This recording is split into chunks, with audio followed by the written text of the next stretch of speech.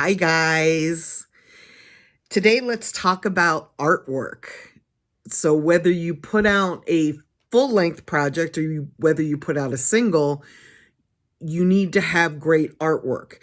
And the artwork needs to convey the image of who you are and the message that you're trying to send about yourself. It needs to be professional, it needs to be clean. And it needs to be the best art that you can possibly get or afford, right? When you upload it to your distributor, more than likely it's going to have to be about 3,000 by 3,000 so that it's big enough to be clear, high enough resolution that it won't look fuzzy. And you want to have your name on it and the name of the song or the name of the album. If it's not a clean version, you're going to have to put a parental advisory logo onto the artwork. And you need to decide relatively early in your career, is all of your artwork going to be different, or is it going to have the same feeling or vibe?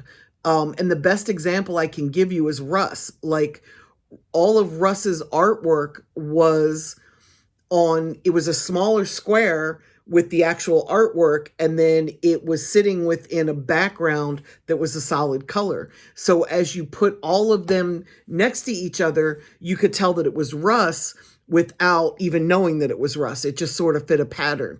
And you need to decide whether you want to do something like that or whether you want all of your artwork different. You should definitely have a logo for your name. I work with some artists who don't want a logo, so they just put their name in a different typeface on, a different typeface on every cover. The only problem I have with that is it doesn't really translate to merchandise.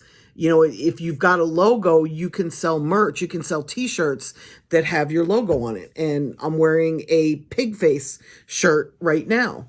And even though I see it in different typefaces out there, and Pigface is a group that I went out on tour with in November just so I could help educate some artists that went out along with them to learn how to tour manage. It was really kind of a cool thing. I wrote an article about it. You can see it on my blog. Anywho, even though they sell a ton of merchandise, they have a logo, and their logo is their brand, and it really stands out. So when you see it, you know that it's them. Even if you see it from across the room and you can't really read it, you know by the shape and the design of it that it's their logo.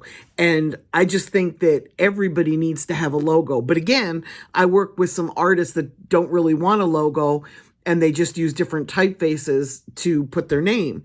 Little Donald is one of those artists. He just likes to have his name in all different types of lettering. He doesn't really commit to any one style. You'll see it on his album covers and script. You'll see it in serif and sans serif and bold and italic. It's just different on every album cover.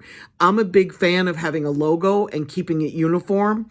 And I also like the idea of when you line up your album covers that they have the same feel, not necessarily quite as rigid as Russ was doing it when he first came out, although I liked the uniformity of that. Like, I knew when I saw the artwork that Russ had a new song out, and that was kind of cool.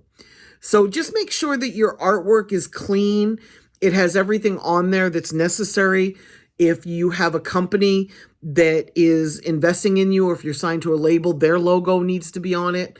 I really like the covers that say, produced by whoever the producer is. I think that producers don't get enough light, so I love when that's on the artwork as well.